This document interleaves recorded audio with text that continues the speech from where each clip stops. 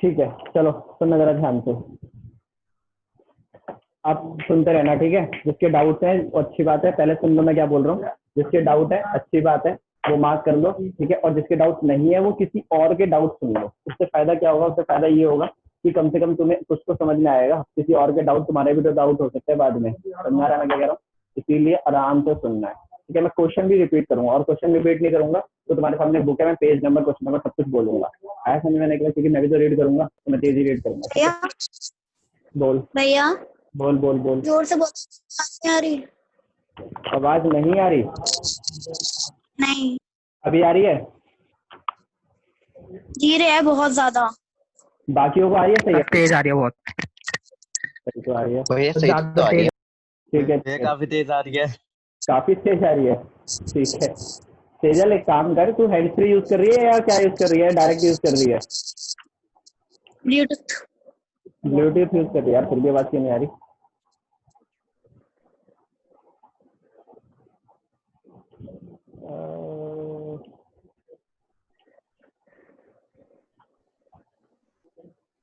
चल कोई बात नहीं, अब धीरे धीरे आएगी, ठीक है। सुन जरा ध्यान से। क्वेश्चन नंबर सबसे पहले मेरे को बोला हुआ था, मैं क्या बोला था? Page number 28, question number 4, chapter 2 का। Chapter 2 question number 4, page number 28, ठीक है। तो निकाल लो उसको यार, ठीक है। उसमें लिखा हुआ है क्वेश्चन में, under what soil condition do you think a farmer would treat the soil of his field with quick line और स्लेट लाइन और चौक, ठीक है। कह रहा है कौन सी कंडीशन में वो, क्या नाम है वो है, उसका नाम क्या है, फार्मर है, ठीक है। देखो सिंपल सा क्वेश्चन ये है कि अपने फार्मर में वो स्लेट लाइन डाल रहा है। स्लेट लाइन का मतलब क्या? CaO, क्विक लाइन वगैरह हमने पढ़ा था, CaO कैल्शियम ऑक्साइड और CaOH2 कैल्शियम हाइड्रोक्साइड। वो कब डालेगा उसको समझना जरा ध्यान से। एक चीज, और एक काम करते हैं यार, मैं शेयर कर देता हूँ स्क्रीन में, व्हाइट बोर्ड पे समझा देता हूँ कुछ कुछ, लेकिन बार बार शिफ्ट करना पड़ेगा, ठीक है। तो सुनना जरा ध्यान से, सिंपल सा लॉजिक है यार।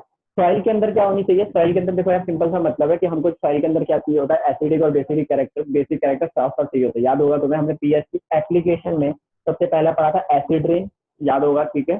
उसके बाद हमने पढ़ा था बैकयार्ड। बैकयार्ड मतलब घर के जो गार्डन होता है, घर के गार्डन में भी सॉइल की पीएच एकदम मेंटेन रहना चाहिए, जैसे मतलब प्लांट आराम से ग्रो कर सके। तो वही वाला तो कॉन्सेप्ट है, ठीक है। तो कैल्शियम ऑक्साइड क्यों डालेगा? वो इसलिए डालेगा अगर उसकी सॉइल एसिडिक हो रही है तो उसको न्यूट्रल करने के लिए, या फिर बेसिक हो रही है तो उसको न्यूट्रल पे लाने के लिए वो कैल्शियम ऑक्साइड डालेगा। तो इसका आंसर क्या है? वो न्यूट्रल करने के लिए सॉइल, न्यूट्रल का मतलब बेसिक कैरेक्टर लाने के लिए सॉइल के अंदर, जिससे कि उसकी सॉइल सही से काम करे और उसमें जो प्लांट ग्रो कर रहे हैं वो सही से ग्रो करें। आया समझ में? क्या बोला? इसको क्या कहते हैं? ये इसका रीजन था, ठीक है। तो भैया उससे कैसे पता लगेगा कि वो एसिडिक है या फिर अबे क्रॉप सही से ग्रो नहीं करेगी तो उसको पता नहीं है सब कुछ? पागल थोड़ी है वो। वापस स्क्रीन पे आ भैया जाओ। जो कैल्शियम ऑक्साइड है ये दोनों को बेसिक पे ला सकता है, चाहे वो एसिडिक हो या फिर बेसिक हो? नहीं नहीं नहीं नहीं, जब एसिडिक होगी तब वो बेसिक में लाएगा। ये जो कैल्शियम ऑक्साइड है ये बेस होता है, बेस। समझाया मैंने क्या बोला? अगर सॉइल एसिडिक हो रही है, अगर बेसिक ही होगी सॉइल, तो मैंने पहले ही बता रखा है कि सॉइल प्लांट को ग्रो करने के लिए सॉइल बेसिक ही चाहिए होती है ऑलमोस्ट, ये नहीं बहुत ज्यादा। तो अगर सॉइल एसिडिक हो गई है तो बेसिक लानी है, तो कैल्शियम ऑक्साइड का यूज होगा। अभी ठीक है, आगे सुनना। Page number 35, question number 12। Page number 35 कहाँ पर है? ठीक है, page number 35, question number 12, milkman वाला, ठीक है। मिल्कमैन वाला है। अब मिल्कमैन एड, अरे यार ये तो बहुत आसान क्वेश्चन है। अब मिल्कमैन एड, मेरा भी है। ठीक है रुक जाओ, ठीक है। अब मिल्कमैन, मैं भी दिव्या के डाउट ले रहा हूँ, इसलिए बीच में अगर तुम्हारा कोई और डाउट है इसके आसपास का तो बता देना, बस बाद में बताना, ठीक है। मैं नाम बोल रहा हूँ इसीलिए बचिएगा, ठीक है। सुनना, वाई डज, सॉरी, अब milkman adds a very small amount of baking soda to fresh milk, ठीक है। कह रहा है अब वो जो एक मिल्कमैन है वो क्या डालता है? बेकिंग सोडा डाल देता है फ्रेश मिल्क के अंदर। अब दिमाग लगाओ, baking soda is a base, ठीक है। बेकिंग सोडा बेस है और वो फ्रेश मिल्क में ऐड कर रहा है। देखो ये क्वेश्चन बहुत अच्छा है और ये किस तरीके से पूछा जाता है, नेक्स्ट सेकंड पिन कर देता हूँ, पिन कर दूंगा तो यार चैट में दिखाई देगी, शुक्रिया। चलो ठीक है, सुनना जरा ध्यान से। जो मिल्कमैन है ना, मिल्कमैन क्यों ऐड करता है तो सोडा को? सुनना जरा ध्यान से, देखो यार, देखो सिंपल सा लॉजिक है। मान लो मिल्क जो है वो न्यूट्रल पे है, ठीक है। ये 0 का स्केल है, ठीक है, और ये 14 का स्केल है और ये 7 है। अभी जो मिल्क है ना वो मान लो न्यूट्रल है, ठीक है। और जब मिल्क खराब होता है ना, खराब होने का मतलब जब दूध फट जाता है, ठीक है, वो कब फटता है? जब वो एसिडिक की तरफ जाने लग जाता है। दिमाग लगाना मैं क्या बोल रहा हूँ। ठीक है, मान लो उसने 5 बजे दूध जूस मतलब अपना इकट्ठा करा अपने पैकेट में और उसको 10 बजे तक बांटना है वो दूध। ठीक है, 5 बजे से 10 बजे तक बांटना है वो दूध। ठीक है, उतने टाइम में अगर दूध यहाँ पर उसका पीएच लेवल यहाँ पर है तो उसको यहाँ पर आने में धीरे धीरे वो यहाँ पर एसिडिक की तरफ मूव करता है, ये बात याद रखोगे। ठीक है, एसिडिक की तरफ मूव करता है तो अगर 7 से स्टार्ट करेगा तो इधर की तरफ जल्दी जल्दी आने लगेगा। लेकिन अगर मिल्क थोड़ा पीछे से स्टार्ट करे, मान लो 9 के अराउंड से स्टार्ट करे, तो यहाँ तक आने में उसको टाइम लगेगा। इसलिए तो उसने बेकिंग सोडा डाला है ताकि दूध की एज बढ़ जाए, एज बढ़ने से फटने का जो टाइम है थोड़ा एक्सटेंड हो जाए। आया समझ में क्या होगा, दूध जल्दी ना फटे।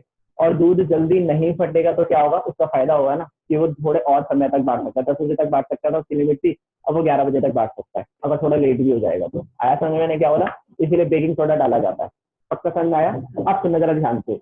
उसके बाद क्या रहा है कि why does this milk take time to set up as a curd. दिमाग लगाओ, कर्ड क्या होता है, एसिड होता है कर्ड के अंदर, लैक्टिक एसिड होता है ना कर्ड के अंदर। ठीक है, सुनना, अब मेरे को मिल्क को कर्ड बनाना है। अगर और मान लो कर्ड जो लैक्टिक एसिड होता है उसका पीएच मान लो 4 है। ठीक है, दिमाग लगाना, मान लो उसका पीएच 4 है। पहले मिल्क 7 पे था, 4 पर आने पे उसको 3 स्टेप कवर करने होते थे, मान लो वो 1 घंटे में कर लेता था। लेकिन अब मैंने बेकिंग सोडा डालकर उसका पीएच 9 पे पहुंचा दिया, 9 से 4 पर आने में और ज्यादा टाइम नहीं लगेगा। तो इसीलिए जिसके अंदर बेकिंग सोडा मिला हुआ होता है उसको दही बनने में ज्यादा टाइम लगता है। क्यों? क्योंकि उसको काफी पीछे से आना पड़ रहा है वहां तक। जबकि अगर बेकिंग सोडा नहीं होता तो थोड़ा पास होता और जल्दी से आ जाता। आया समझ में मैंने क्या बोला? खत्म बात।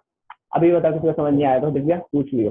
ठीक है, अच्छा सुनना, एक बात और याद रखना, अगर मैं ये डाउट बता दे रहा हूँ ठीक है और बाद में तुम्हारा वही डाउट आएगा तो मैं बताऊंगा नहीं, ये बात याद दिमाग में बिठा लेना। समझ आ रहा है मैं क्या कह रहा हूँ? अगर मैं इस बच्चे का क्वेश्चन नंबर 12 बता रहा हूँ और तुम्हारा भी वो डाउट है तो ध्यान से सुन लो। ये नहीं है कि थोड़ी देर बाद दोबारा जो पूछोगे, ये पागलपंती थोड़ी चल रहा है, टाइम पास थोड़ी चल रहा है। ठीक है, सुनना जरा ध्यान से। रिफ्लेक्ट भैया एल्कलाइन बता दो एक बार। एल्कलाइन का मतलब ऐसे बेसिस जो पानी में घुल जाते हैं उनको एल्कलाइन कहते हैं, एल्कली कहते हैं बेसिकली। ठीक है भैया ब्लड प्रेशर वाला। अबे भाई साहब सुन तो लो, मैंने नाम बोला है ना बच्चे का। पागल वागल हो या कम दिमाग है ये बताओ मुझे। मैं बच्चे का नाम बोल रहा हूँ, मैं दिव्या के डाउट ले रहा हूँ तो सुनाई नहीं दे रहा सुशांत? ये बता, तू मैसेज करके मुझे तंग कर देता है, अब तू क्लास में भी तंग कर रहा है। सुन तो ले मेरे भाई, पहले मेरी भी तो सुन ले। समझ में आया मैं क्या बोल रहा हूँ? पहले मेरी भी बात सुन ले कि मैं क्या बोल रहा हूँ। ठीक है, अब सुनो इधर। रिफ्लेक्स आर का रिफ्लेक्स एक्शन सुनना। रिफ्लेक्स एक्शन, रिफ्लेक्स का मतलब क्या होता है? रिफ्लेक्स का मतलब होता है क्विक सडन एक्शन जो जल्दी से चले। ठीक है, रिफ्लेक्स एक्शन का मतलब क्या होता है कि ऐसा एक्शन जो हमारा ब्रेन कंट्रोल नहीं करता उसको कंट्रोल करता है spinal cord. Reason, spinal cord इसलिए कंट्रोल करता है क्योंकि स्पाइनल कॉर्ड बिना प्रोसेस करे इन्फॉर्मेशन की आउटपुट दे देता है। इसका मतलब ये कि वो सोचेगा समझेगा नहीं, सीधा आउटपुट देगा कि खतरनाक सिचुएशन में जल्दी से काम करो। उसके बाद ब्रेन को इन्फॉर्मेशन देगा। तो अगर मान लो फॉर एग्जाम्पल मेरे हाथ में कोई गर्म प्लेट लगी तो मैं एकदम से हाथ हटा रहा हूँ, वो रिफ्लेक्स एक्शन है, उसको किसने संभाला? स्पाइनल कॉर्ड ने संभाला। ठीक है, मेरे हाथ में गर्म प्लेट लगी और मैंने हाथ हटाया, इतने टाइम ये काम करने के लिए, हाथ पे गर्म प्लेट लगी और हाथ हटाने के लिए जो मेरी बॉडी है ना प्रोसेस चला होगा, स्पाइनल कॉर्ड में चला होगा ऑब्वियसली। ठीक है, उसको क्या बोला जाता है? Reflex arc. इसका मतलब हाथ हटाना इज रिफ्लेक्स एक्शन। हाथ हटाने के लिए जो प्रोसेस चला वो हमारी बॉडी के अंदर, वो रिफ्लेक्स आर्क है। आया समझ में? निकला? मेरे समझाने के बाद समझ में नहीं आ रहा तो अपने आप को अनम्यूट करके फटाफट से बता दो, क्योंकि काफी सारे नीचे मैसेजेस है। ठीक है, इसलिए मैं ऊपर ऊपर के बार बार शिफ्ट नहीं करूंगा, इसे अनम्यूट करके बताना है अपने आप को। ठीक है, अब मैं किस चीज का डाउट बता रहा हूँ सुनना।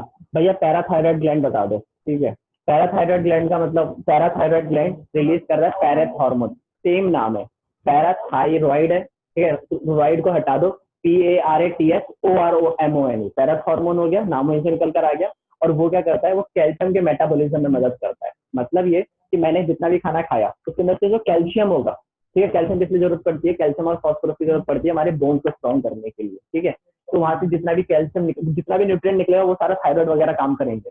लेकिन कैल्शियम को सही से जगह जगह पे पहुंचाने के लिए पैरेथ हार्मोन काम करता है। अरे समझ में आया मैंने क्या बोला? आगे सुनो।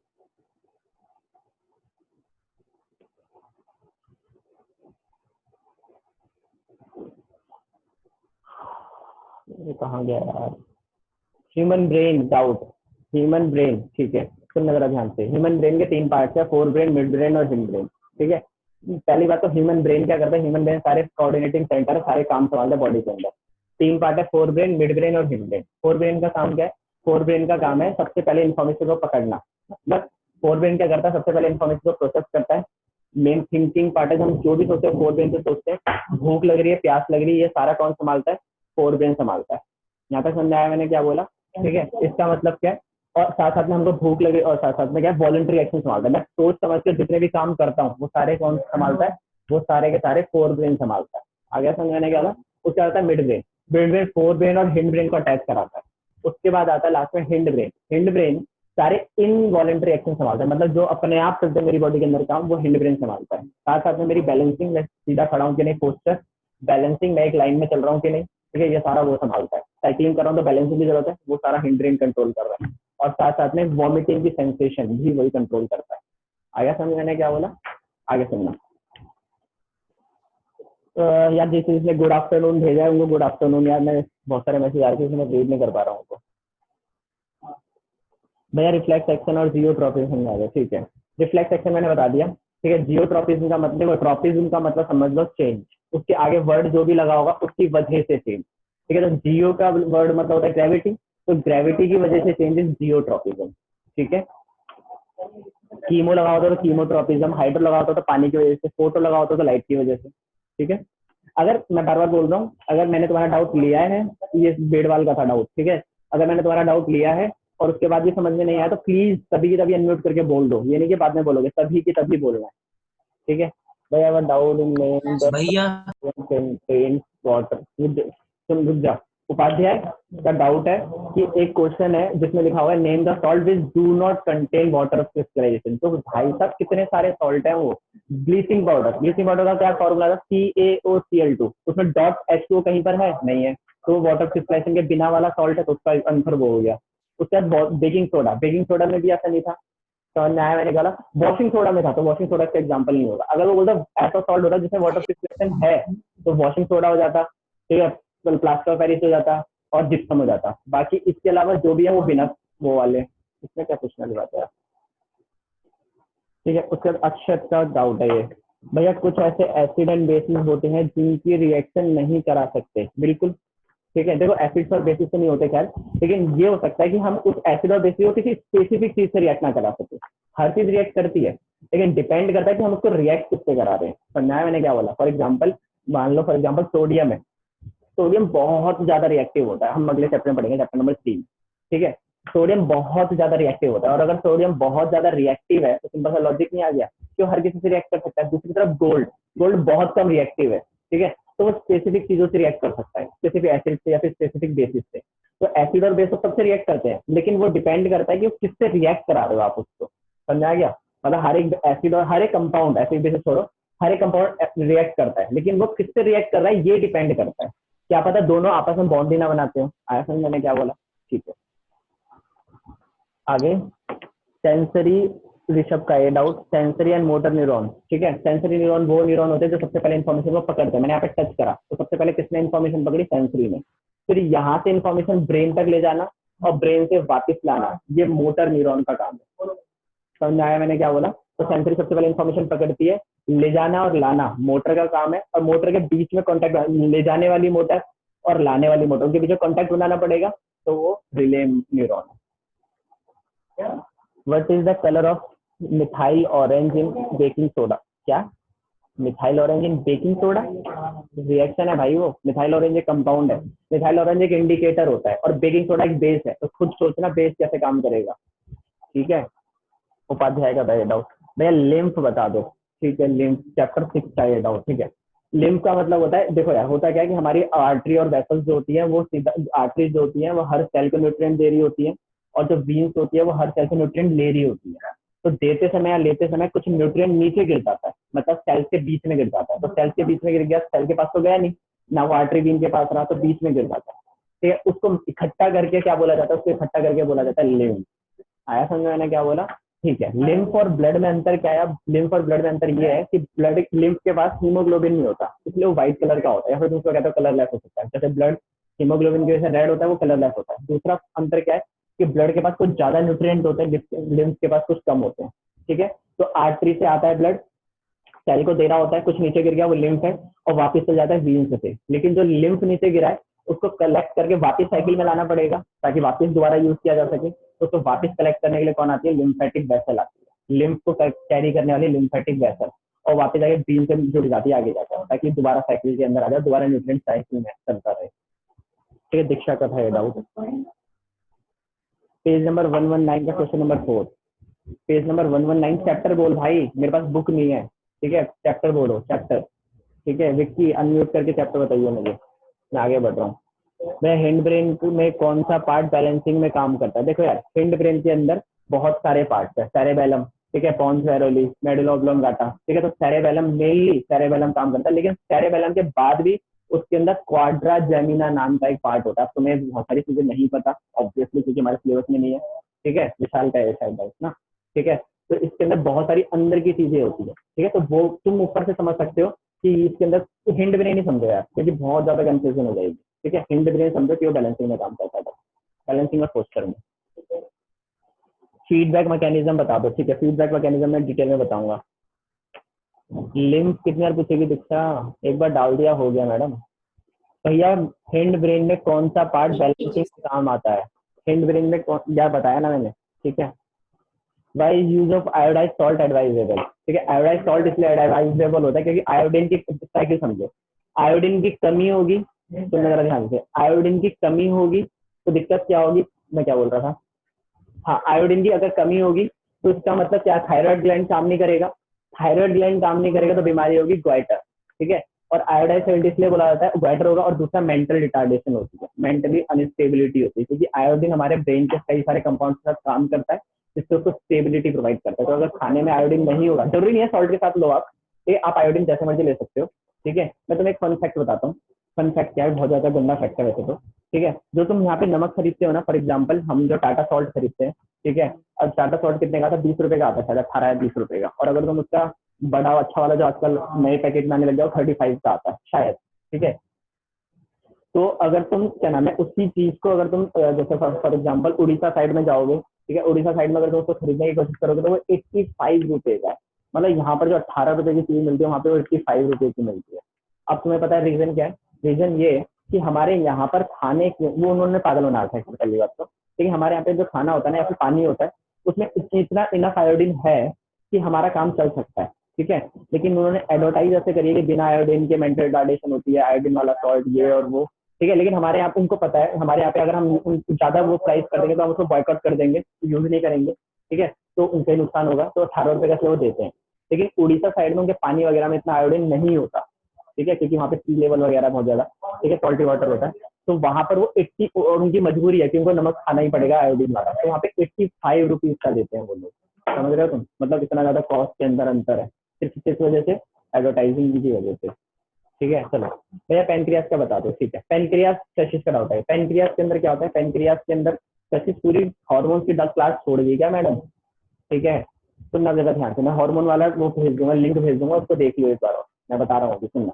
पेनक्रियास हमारे दो ग्लैंड से रिलीज, पहली बात तो पेनक्रियास एक्सोक्राइन और एंडोक्राइन दोनों ग्लैंड है, ठीक है, दोनों मिक्सर ग्लैंड है। अच्छा, दो हार्मोन रिलीज करता है वो इंसुलिन और ग्लूकागॉन। अच्छा, बहुत सारे बच्चों ने मुझे मैसेज किया हुआ था इंसुलिन और ग्लूकागॉन के लिए, ठीक है। मैं बार बार बोल रहा हूँ अगर डाउट होते तो प्लीज ग्रुप में मैसेज करा करो, मैं क्योंकि नहीं देखता मैसेज, बहुत सारे मैसेज आ रखे होते हैं, तो तुम्हें विश्वास नहीं हो रहा, ठीक है। तो ये देखो, अब तुम्हें पता नहीं दिखेगा कि नहीं, ठीक है। तुम्हें एक चीज ये देखना, शायद तुम्हें दिख जाए,